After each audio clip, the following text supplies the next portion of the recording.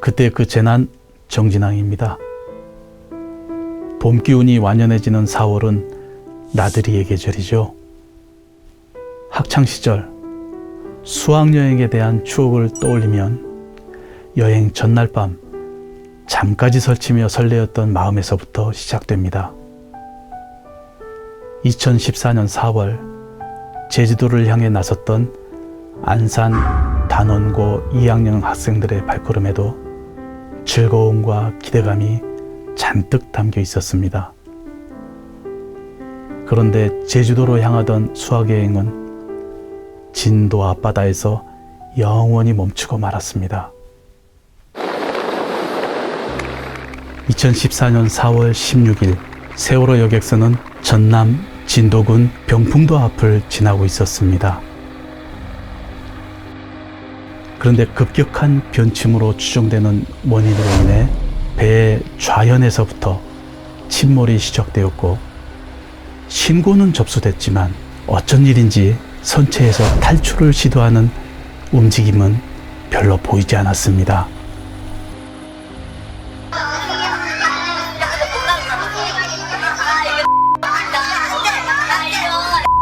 배가 침몰하는 중에도 가만히 있으라 하는 안내방송을 듣고 수많은 학생들과 승객들은 선내에서 안전을 위해 다음 안내를 기다리고 있었기 때문입니다. 화물 과적, 고박불량, 무리한 선체 증축, 조타수의 운전 미숙 등 침몰에 대한 여러 문제점이 제기되었고 선장과 선원들은 선실에 승객들을 남겨둔 채 먼저 탈출하는 참담한 상황까지 벌어지면서 결국 많은 사상자를 내는 참사를 낳았습니다. 세월호 참사 이후 우리나라 전반의 재난 대응 시스템이 개선되고 국민 안전교육도 강화되었지만 아직도 수많은 생명을 제대로 구하지 못한 세월호 참사의 진상규명은 끝나지 않았습니다. 또다시 이런 참사를 반복해서 겪지 않도록 하기 위한 노력은 이제 우리들의 몫입니다. 삶은 계속되고 우리의 일상엔 늘 여러 위험 요소가 있기 마련이니까요. 지난 2019년 4월에도 강원도의 봄을 만끽하기 위한 여행객들이 있었습니다. 2019년 4월 4일 저녁 강원도 고성군 미시령 터널 부근에서 화재가 발생했다는 신고가 접수되었습니다. 발화순간을 목격한 초기 신고자는 차량에 있는 소화기로 진화를 시도했고 신고 후 3분 만에 소방차가 출동해 진화를 시작하는 등 화재에 빠르게 대응했는데요. 그럼에도 불구하고 고성군에서 시작된 산불은 속초 시내, 양양, 인제, 강릉, 동해안까지 빠르게 번졌습니다. 강풍이 잦고 건조한 기후에 등산객마저 늘어나면서 봄은 그 어느 때보다 산불이 발생하기 쉬운 계절입니다. 한 번 화재가 발생하게 되면 따라오는 피해의 규모는 걷잡을 수 없이 클 수밖에 없는데요. 강원도 고성군 산불 역시 비교적 빠른 초동 대응에도 불구하고 산불은 쉽게 잡히지 않았습니다. 이처럼 초대형 산불로 번진 이유는 어디에 있을까요? 최초의 발화는 강원도 고성군 도로변 전신주에 달려있는 개폐기에서 1차적 스파크가 일었고 그 스파크가 전신주 아래로 떨어져 불이 붙으면서 시작되었습니다. 화재가 발생한 그곳은 식모기를 전후한 이 시기엔 국지성 강풍이 매년 반복되는 지역이었는데요. 그날도 한때 초속 35m 태풍급 강풍이 불고 있었습니다. 이는 소방차의 물줄기가 꺾일 정도의 강풍으로 이 바람이 산불의 초기 진화를 불가능하게 만들며 넓은 지역으로 확산시켰고 게다가 야간에는 소방 헬기를 띄울 수가 없어 화재 진압에 어려움을 겪었습니다. 영동 지역에 한번 불이 나면 대형 산불로 번지는 데는 또 다른 이유가 있습니다. 이 지역의 양간지풍 때문인데요. 양양과 간성, 즉 고성 사이에 부는 국지성 강풍을 말합니다.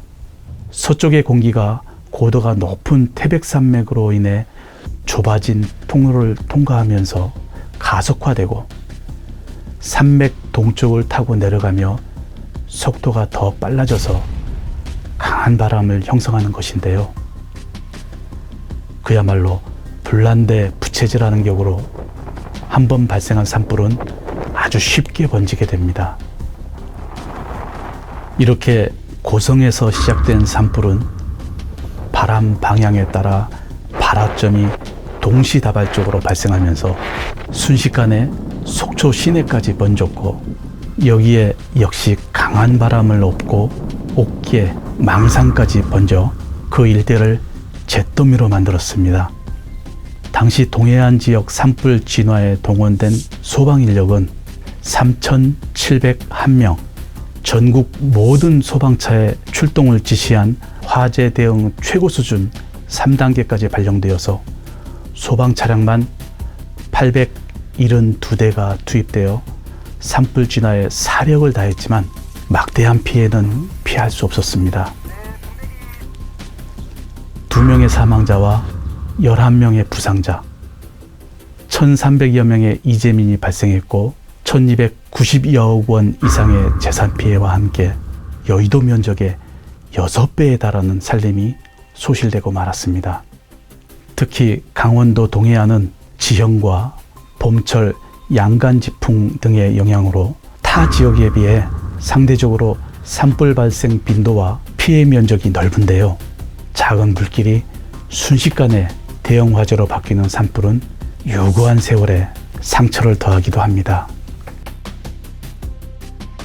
신라의 고승인 의상대사가 671년에 세운 낙산사, 1340여 년의 오래된 역사를 간직한 데다 동해 바다가 내려다 보이는 빼어난 경치를 자랑하고 있어 예로부터 관동팔경의 하나로 관광객들이 즐겨 찾는 명승지인데요. 사실 지금의 모습은 1000년 전 고찰의 모습은 아닙니다. 지난 2005년 4월 5일 발생한 화재로 인해 천년고찰 낙산사가 전소되었다가 2013년 8년 만에 복원되었기 때문입니다. 산불이 발생하는 주요 원인은 사소한 부주의에서 시작되는 경우가 대부분이라는 점에 주목해야 합니다. 입산자의 실화나 쓰레기 소각 등으로 인해 발생하는 경우가 거의 90%에 달하는데요. 달리 말해서 우리가 조금만 주의하면 산불은 얼마든지 막을 수 있다는 얘기입니다. 우리가 모르는 사이 계절이 오고 가듯 우리가 의식하지 못하는 지금도 위험은 우리 주변에 늘 존재하고 있는데요. 언제 어디에서 일어날지 모르는 안전사고에 대한 사회적 시스템을 갖추는 것은 정부의 역할이지만 안전한 사회를 만들기 위해 우리 개개인의 노력이 뒷받침되어야 한다는 사실도 잊지 말아야겠습니다.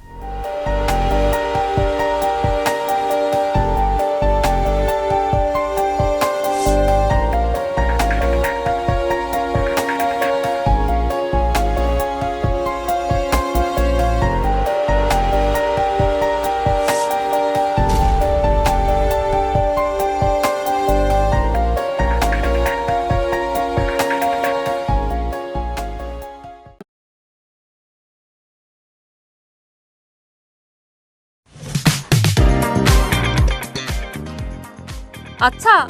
사고가 날 뻔했잖아! 아차하는 순간 발생하는 산업재해, 어떻게 예방할 수 있을까요? 안녕하세요. 10분 안전교육 현장에 오신 걸 환영합니다. 안전신문 아나운서 권나현입니다. 여러분, 아차 사고에 대해서 들어보신 적 있으신가요? 아차 사고란 작업자의 부주의나 현장 설비 결함 등으로 사고가 일어날 뻔했으나 직접적인 사고로 이어지지 않은 상황을 말합니다. 사고가 아차에서 끝났으니 다행이지만 사고 요인을 방치한다면 동료의 사고로 이어질 수 있겠죠? 그래서 아차 사고 관리가 무척이나 중요합니다. 오늘은 이 아차 사고에 대해서 자세하게 설명해 주실 분을 모셨는데요. 바로 안전보건공학과 박연훈 교수님입니다. 교수님 안녕하세요. 네, 반갑습니다. 네, 교수님, 산업 현장에서 아차 사고를 줄이고 없애려면 어떻게 해야 할까요? 중대 재해를 없애는 길, 아차 사고를 박멸하자. 안전사고는 귀찮고 불편한 것인가? 제발 안전불감증 이제 그만 사용합시다. 안전불감증이란 빨리빨리, 대충대충, 남의 탓, 설마 안전보건 수칙을 지키면 손해라는 것이 아닐까요? 우리들의 안전의식은 어떤가? 안전불감증에 익숙해 있다. 나는 산재를 당하지 않는다. 나는 예외이다. 라고 생각하는 사람이 있습니다. 안전보건은 누구를 위한 것인가? 세상에서 가장 소중한 나, 내가 아닐까요? 안전사고는 누구나 예외가 없다. 그러나 아무도 위험한 작업을 대신해 주지 않는다. 아차 사고의 이론적 배경은 하인리의 손실우인의 법칙을 들 수 있습니다. 300건의 아차 사고가 일어나면은 29건의 경미한 사고가 발생하고 한 건의 치명적인 중대재해가 발생하게 된다는 법칙입니다. 하인리의 법칙 1대 29대 300의 법칙은 큰 재해는 항상 사소한 것들을 방치할 때 발생한다고 합니다. 교수님, 그렇다면 아차 사고 사례에는 무엇이 있나요? 우리 산업 현장에는 수많은 아차 사고가 잠재하고 있습니다. 작업 중 넘어질 뻔했다거나 치일 뻔했다거나 안전모를 썼는데 턱끈을 매지 않아 물체가 머리로 떨어져 안전모만 벗겨지고 다치지 않았다거나 승용차로 출퇴근 시 깜빡 졸다가 앞차와 부딪힐 뻔한 것도 아차 사고이죠. 우리는 직장에 출근하여 많은 아차 사고를 당하죠. 그것이 산업재해로 연결될 수 있기 때문에 아차 사고를 없애야 하겠습니다. 이것만은 즉시 실시합시다. 안전보건 3대 실천운동을 적극 소개하고자 합니다. 제1단계 안전담당 부서에 신고합시다. 사업장의 위험한 시설, 불안전한 설비 발견 시는 즉시 안전담당 부서에 신고합시다. 모 회사에서는 별도로 전화번호를 3119, 9999 등으로 만들어 쉽게 빨리 전화하도록 한 사례가 있습니다. 우리 사업장에 불안전한 시설, 설비 발견 시 즉시 안전부서에 신고합시다. 2단계는 지적확인 생활화입니다. 작업자의 불안전한 행동을 없애기 위해 지적 확인을 생활화해야 합니다. 지적 확인 생활화는 전 국민, 학교 학생, 사업장 근로자 모두 매일매일 요소에서 위험 요소를 지적 확인해야 할 것입니다. 지적 확인의 필요성은 부주의, 착각, 태만을 줄여줍니다. 제가 지방의 강의차 첫 차를 타고 가야 하기에 터미널에 도착하여 버스가 들어왔는데 기사님이 망치를 들고 내려오셨습니다. 왜 망치를 들고 내려올까 궁금했었다.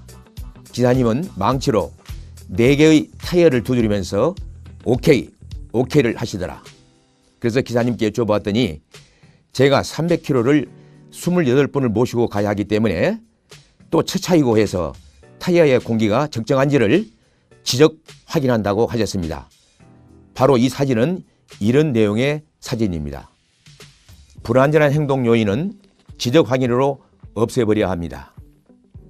지적 확인이란 오조작, 오작업 등의 인간의 실수를 예방하는 데 좋은 기법입니다. 안전모, 안전벨트는 착용 상태는 좋은가? 2일조 작업 좋은가? 사다리 각도는 좋은가? 한 사람 한 사람이 작업장의 요소에서 지금 자신이 하려고 하는 행동이 과연 안전한가를 사전에 팔을 펴서 대상물을 손가락으로 가리키면서 뭐뭐 좋은가, 뭐뭐 좋아 라고 외칩니다. 지적 확인이 왜 필요한가? 인간의 특성은 무의식, 소울, 착각, 지름길, 생략을 좋아합니다. 인간은 무의식 중에 착각해서 지름길로 가거나 생략 행위로 의한 실수를 자주 범하게 됩니다. 인간은 실수를 범하기 마련입니다. 잘못 판단하거나 잘못 보거나 잘못 알아듣거나 잘못 말합니다. 정해진 순서를 생략하고 지름길을 선택합니다. 인간은 무의식 중에 불완전한 행동을 하여 사고나 재해로 이루어집니다. 지적 확인의 정확도에 대해서 말씀드리겠습니다. 우리가 작업을 할 때 아무것도 하지 않았을 때는 O 조작, O 판단률이 2.85%이고 지적만 했을 때는 1.5%, 확인만 했을 때는 1.25%, 지적 확인을 했을 때는 0.8%라고 합니다. 작업 전 꼭 자문자답을 합시다. 자문자답 항목은 사업장 특성에 맞게 만드셔야 합니다. 작업 전에 작업 파트별로 자문자답하고 이상이 있는 것은 관리감독자와 해결하고 작업을 시작해야 합니다. 바로 이것이 작업 전 위험성 평가가 아니겠습니까? 그렇다면 교수님, 아차 사고는 어떻게 공유하면 되는 건가요? 우리나라 전국의 소방관님들도 매일 아침에 안전조회 TBM을 하고 있습니다. 어제 화재로 출동했다거나 어떤 사고가 발생했을 때 다칠 뻔한 사례를 아침 조회 시 그 사례를 꼭 동료들에게 알려주어 사고를 미연에 방지한다고 합니다. 우리는 언젠가 깨진 유리창의 법칙을 산업재해 예방에 적용했었지요. 불안전한 행동이나 직무 등 아차 사고 시 깨진 유리창을 모두 함께 수리하면 안전한 직장이 조성된다고 합니다. 아차 사고 사례 작성법에 대해서 설명을 드리겠습니다. 중소기업의 중대재해 감축을 위해 위험성 평가 핵심 수단으로 유해 위험 요인 파악은 노사가 순회 점검을 한다거나 아차 사고 등 사고를 분석해서 평가 방식으로는 체크리스트 방식, OPS 방식, 3단계 판단법으로 간소화됐습니다. 건상물에 비하여 와이어 로프가 너무 약하여 밑에서 작업하고 있는 세 사람이 급히 피해서 큰 사고를 모면했습니다. 바로 이것이 아차 사고이죠. 이 상황을 아차 사고 카드에 작성하고 전 직원이 작성한 내용을 발표시키고 간부가 강평하고 이것이 안전보건교육이 아닐까요? 분기에 1회씩 연 4회만 실시해도 그 사업장의 아차 사고는 0%가 될 것입니다. 좋은 아차 사고 사례는 사례집을 만들어 교육 교재로 사용하면 좋습니다. 최고의 안전보건 교재가 될 것입니다. 특히 신입사원 교재로 최적이라고 생각합니다. 중대재해 예방하는 방법을 하나 더 추가하고자 합니다.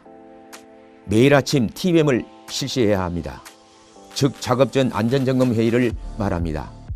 사업장 특성에 맞게 하셔야 할 것입니다. 툴박스 미팅은 특정 방법이 없습니다. 저는 이 방법을 제시하고자 합니다. 1단계 건강확인, 복장점검, 안전체조. 2단계는 안전작업 지시입니다. 간부가 말입니다.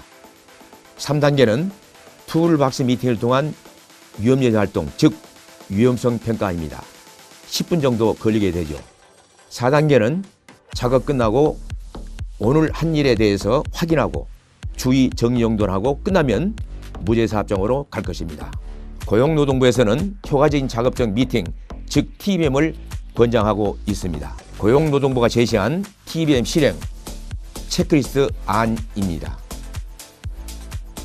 고용노동부가 제시한 TBM 회의록 양식입니다. 사업장 시정에 맞게 하시면 근로자 교육으로도 인정됩니다. 아차 사고 발굴을 생활하자. 이외에도 각종 산업별로 아차 사고 발굴 공모전이나 경진 대회를 진행하기도 하니까요. 더 많은 근로자의 안전을 지키기 위해 참여해보는 건 어떨까요? 네, 맞습니다. 아차 사고를 발견하면 반드시 공유하는 문화가 만들어져서 산업 현장에서 발생하는 중대재해 꼭 줄일 수 있었으면 좋겠습니다. 교수님, 오늘 좋은 말씀 감사합니다. 네, 감사합니다. 첫 번째 퀴즈. 아차 사고 신고는 112나 119로 해야 한다. 정답은 X입니다. 아차 사고를 겪었거나 발견하면 각 사업장 내 안전관리 담당 부서나 홈페이지를 통해 신고하면 됩니다. 이때 현장 상황이나 사고 원인을 더 자세하게 설명하면 좋겠죠? 이때 각 사업장에서는 아차 사고를 신고한 근로자에 대해 포상을 하는 제도가 필요합니다. 두 번째 퀴즈. 작은 행동으로 사고를 예방할 수 있는 작업 전 안전 미팅 TBM. 다음 TBM 과정 중 빈칸에 들어갈 행동은 무엇일까요? 정답은 바로 작업 확인, 작업 확인입니다. TBM은 작업자가 TBM의 내용을 숙지했는지 확인하는 단계로 마무리해야 하는데요. 이때 작업자에게 예, 아니요보다는 무엇을, 어떻게로 답할 수 있는 질문을 하는 것이 좋습니다. 세 번째 퀴즈. 하일리 법칙에서 무사계 사고 300은 아차 사고이다. 정답은 무엇일까요? 정답은 O입니다. 아차 사고 300건이 일어나면 29건의 경미한 사고, 1건의 사망 또는 치명적 손상이 일어날 수 있습니다. 산업 현장에서 모든 근로자의 안전이 보장되는 그날까지 앞으로 더 유익한 소식으로 찾아뵙겠습니다. 여러분 모두 안전하세요. 안전!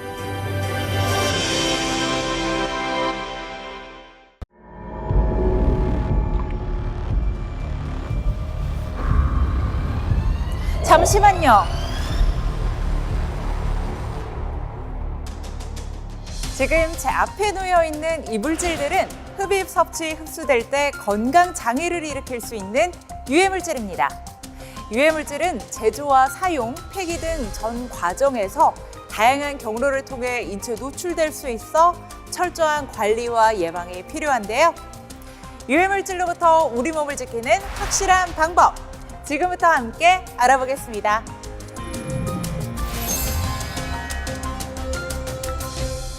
유해물질 중에 허가 대상 유해물질은 고용노동부 장관의 허가를 받지 않고는 제조, 사용이 금지되는 물질로서 산업안전보건법 시행령 제88조에 따른 물질을 말합니다. 현재 알파 나프티라민, 디아니시딘, 디클로로벤지딘, 베릴륨 등의 물질이 허가 대상 유해물질로 지정되어 있습니다. 관리 대상 유해물질은 근로자에게 상당한 건강 장애를 일으킬 우려가 있어 안전보건 조치가 필요한 물질입니다. 화학물질은 유해성과 위험성이 존재하는데요. 유해성은 화학물질의 독성 등 인체에 영향을 미치는 화학물질의 고유한 성질을 뜻합니다. 위험성은 이러한 유해성이 있는 화학물질에 노출됨으로써 건강 장애가 발생할 가능성과 건강에 영향을 주는 정도의 조합을 말합니다. 그렇다면 지금 사업장에서 취급하고 있는 유해물질의 위험성 정도를 확인할 수 있는 방법이 뭔지 아시나요? 산업안전보건공단의 위험성 평가 지원 시스템 홈페이지를 통해 확인할 수 있는데요. 사업주와 근로자가 스스로 유해 위험물질을 파악하고 관리에 필요한 안전, 보건 정보를 지원하는 시스템입니다. 화학물질 위험성 평가는 사전 준비 단계와 유해, 위험 요인 파악, 위험성 추정, 위험성 결정, 위험성 감소 대책 수립 및 시행 단계까지 5단계를 걸쳐 실시되는데요. 대상 화학물질뿐만 아니라 근로자에게 건강 장애를 유발하는 모든 화학물질을 대상으로 평가를 지원하고 있습니다. 유해물질의 위험성은 근로자가 화학물질에 노출됨으로써 건강 장애가 발생할 가능성이 어느 정도인지를 판단하는 노출 수준 등급과 건강에 영향을 주는 정도인 유해성 등급을 통해 평가할 수 있습니다. 여기서 노출 수준과 유해성은 가장 낮은 단계의 1등급부터 가장 높은 단계인 4등급까지 4단계로 분류되는데 각각 4단계에 속하는 물질은 특히 주의가 필요합니다. 수치가 높을수록 위험성이 큰 물질인데요. 위험성 계산은 해당 화학물질에 대한 작업 환경 측정 결과나 노출 기준 등에 따라 3가지 방법 중 하나를 적용해 평가합니다. 허가 및 관리 대상 유해물질을 접촉하거나 흡입하게 되면 중도, 피부 화상, 간 신장 장애, 백혈병, 뇌질환, 마비 등과 같은 심각한 건강 장애나 최악의 경우 사망에 이를 수도 있습니다. 뿐만 아니라 당장 증상이 없더라도 장기적, 반복적으로 유해물질에 노출되면 향후 직업병, 작업 관련성 질환이 발생할 수도 있습니다. 최근에도 한 전자제품 사업장에서 세척조 청소 작업 중에 근로자 1명이 세척조 내 잔류 디클로로메탄에 급성 중독되어 사망한 일이 있었고, 또 다른 사업장에서도 근로자 16명이 세척제에 함유된 트리클로로메탄에 노출되면서 독성 간염이 발생하기도 했습니다. 한 화학제품 제조업장에서도 황산배관 자동 밸브 정비 과정에서 황산이 누출되어 작업자가 얼굴에 화상을 입기도 했습니다. 산업 현장에서 다양하게 이용되고 있지만 건강장애를 일으키고 생명까지 앗아가는 허가 및 관리 대상 유해물질. 안전하게 사용하기 위해선 어떻게 해야 할까요? 우선 다른 화학물질로 대체할 수 있는지 확인해 봐야 합니다. 대체는 유해한 화학물질 대신 유해하지 않거나 덜 유해한 화학물질을 사용하는 건데요. 유해한 화학물질의 대체는 사업장에서 가장 우선적으로 고려되는 화학물질 관리 방법입니다. 두 번째는 환기장치 설치입니다. 환기장치는 외부 공기를 넣어 유해물질 농도를 낮추는 방법인 전체 환기와 유해물질이 발생하는 부분을 흡입하는 국소 환기 방법이 있는데요. 사업주 내 허가 및 관리 대상 유해물질에 맞게 제어 풍속 등의 성능을 준수해 환기 장치를 설치해야 합니다. 관리 대상 유해물질 사용 시 국소 배기 장치를 설치하는 경우에는 물질의 상태와 구두 형식에 따라 다음과 같은 적정 제어 풍속을 낼 수 있는 장치를 설치해야 하고요. 유해물질의 발산원과 가장 가까운 위치에 설치해야 합니다.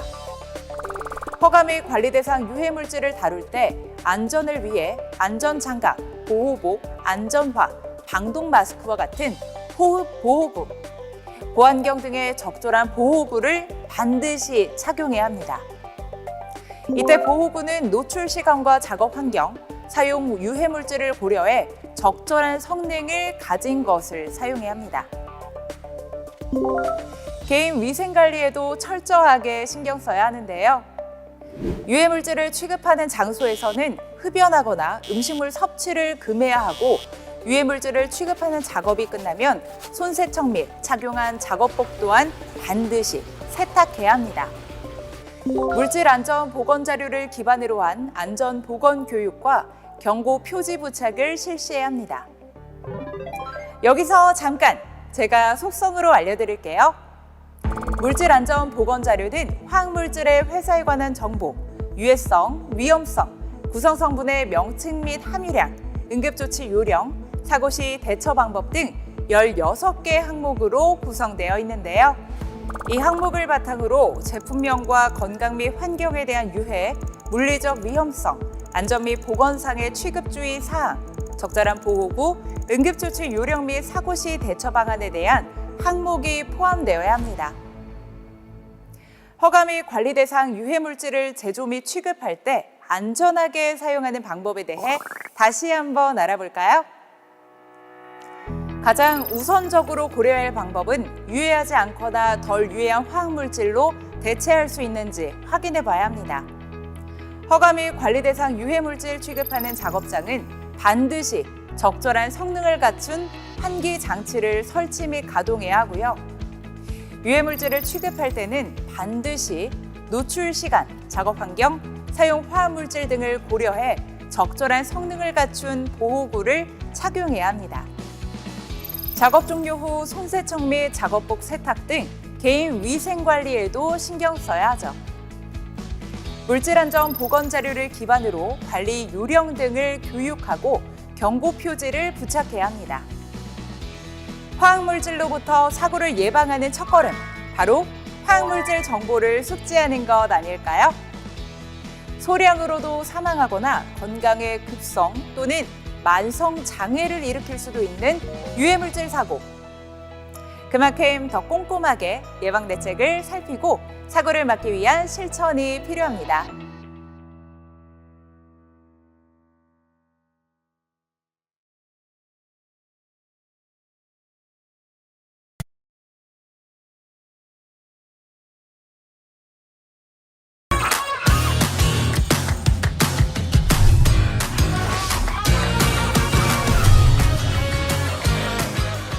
안전 차트를 달리는 남자 조우종입니다.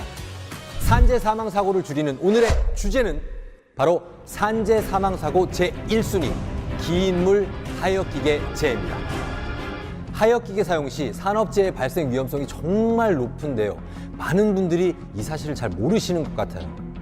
그래서 오늘 제가 산업 현장에서 지게차 등 하역기계를 안전하게 사용할 수 있도록 주요 재해 원인들을 안전 차트 5로 자세히 알려드리겠습니다.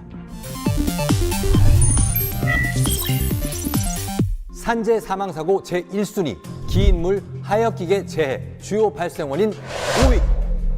입고장에서 한 작업자가 화물 자동차에 실어온 부품을 하차하는 작업 중인데요. 그런데 화물 자동차에 고정한 섬유 벨트를 푸는 순간 물류 대차가 화물 자동차 적재함 아래로 갑자기 떨어져 작업자가 깔려 사망하는 재해가 발생했습니다. 화물 자동차에서 100kg 이상인 화물을 내리는 작업을 수행할 경우 작업 지휘자를 지정해 섬유 벨트를 해제할 때 화물이 떨어질 위험이 있는지 확인하는 안전 수칙만 지켰더라면, 또한 작업 계획서의 내용을 지켰었다면 충분히 막을 수 있는 사고였습니다. 산재 사망 사고 제1순위 기인물 하역기계 재해 주요 발생 원인 4위. 이곳은 재활용품 분리수거장. 한 작업자가 화물 자동차의 적재물 위에 올라가 재활용품을 정리하다가 그만 적재함에서 떨어져 사망하고 말았습니다. 이런 작업자가 안전모, 안전대 등 개인 보호구를 착용하지 않아 피해가 더 컸던 사고였는데요. 이 사고 또한 작업 지휘자를 지정하고 추락 위험 예방 대책 등이 포함된 작업 계획서만 제대로 지켰다면 얼마든지 예방 가능했던 재해였습니다. 이 안타까운 두 사고 모두 현장에서 작업 지휘자와 작업 계획서를 지키는 게 얼마나 중요한지를 제대로 보여주는 사례였습니다. 하역기계 재해 주요 발생 원인 5위는 화물 자동차 적재물이 떨어져 맞음, 4위는 화물 자동차에서 작업자 추락이었습니다.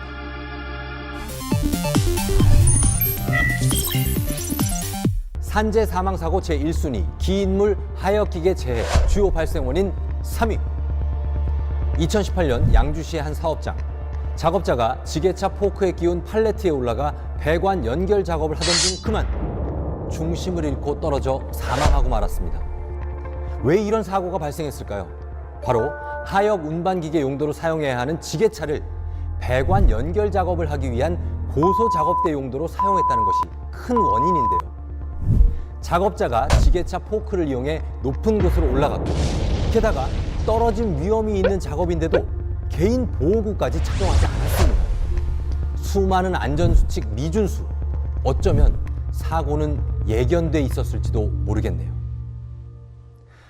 참 이게 지게차를 고소 작업대로 이용하시는 분들이 은근히 많습니다. 이처럼 하역기계의 잘못된 이용, 바로 사고로 직결된다는 점 많은 분들이 좀 알아주셨으면 좋겠습니다. 하역기계 재해 주요 발생 원인 3위. 바로 지게차의 고소 작업대 사용이었습니다.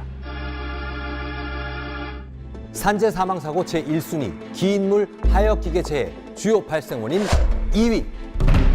2017년 한 옥외 현장. 작업자가 지게차로 포대를 운반하고 있는데요.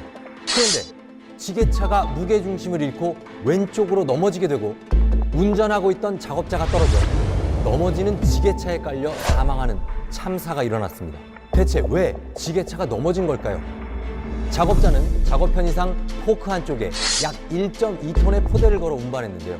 무게중심이 한쪽으로 치우쳐 지게차 넘어짐의 원인을 제공했습니다.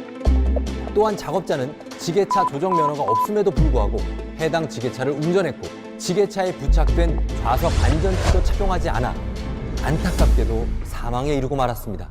아, 정말 안타깝습니다. 지게차 하역 작업할 때는 중량물을 들어 올리는 높이, 또 무게, 경사로 인한 무게중심의 변화, 그리고 타이어 눌림 상태에 의한 적재 시의 좌우 안정도가 정말 중요하다고 알고 있는데요.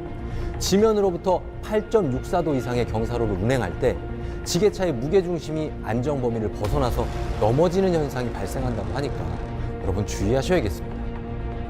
하역기계 재해 주요 발생 원인 2위, 바로 지게차 넘어짐이었습니다.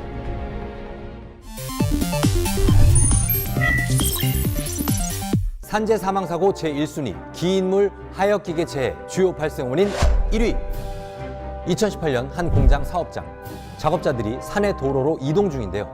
그런데 뒤쪽에서 오던 지게차와 추돌하고 2명 모두 사망하는 사고가 발생했습니다. 안타까운 사고의 원인은 먼저 작업자는 지게차 운전 시 적재물로 시야가 가려진 상태로 운행을 했습니다. 또한 다른 작업자들이 위험해질 우려가 있는 장소에서는 작업 지휘자나 유도자를 배치해야 했지만 이러한 조치를 하지 않았네요. 게다가 지게차 운전자는 제한 속도를 지키지 않았고 전방 확인을 하지 않음으로써 이러한 사고가 일어나고 말았습니다. 이게 웬일입니까?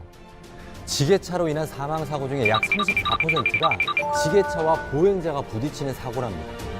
전체 사망자에서 가장 많이 차지한다고 하는데요. 그만큼 더 철저한 안전수칙 준수, 예방이 절실할 것 같습니다. 하역기계 재해 주요 발생 원인 1위, 지게차 부딪힘이었습니다. 지게차와 같은 차량계 하역 운반기계만 제대로 운전을 하고 또 사용을 하셔도 산재 사망사고 크게 줄일 수 있습니다.